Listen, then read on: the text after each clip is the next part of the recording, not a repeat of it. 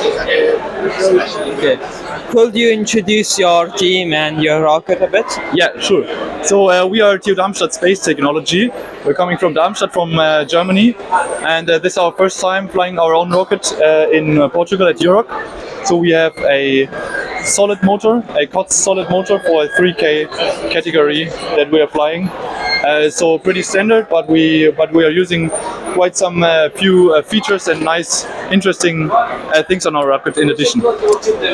Maybe I can show you something. So we, for example, have our active flight control, active altitude control system here. So we're using cold gas thrusters to influence the apogee during flight, which none of the other team has ever done. So you're having a 300 bar pressure tank, and then we are able to fire cold gas downwards and upwards, and by that decelerating and accelerating the rocket. And quite interesting is also we are having TUDSaT payloads, 4 TUDSaT payloads, and total 2 kilograms from 4 different providers, which is France, the REZ team, the EPFL spacecraft team, a local school, and then our own TUDSaT. By how much can the cold gas thrusters change the apogee? So our measurements say that we can have a thrust of maximum 15 Newton, so not that much, 1.5 kilos. But the simulations show that we can influence the apogee altitude by about 50 meters. So we still have to get pretty precise with the simulation, but we should be able to influence by 50 meters. And is this hole for ventilation of some? This is actually for the filling. So the filling line goes in here, and after filling there will be like a plug that covers the whole afterwards.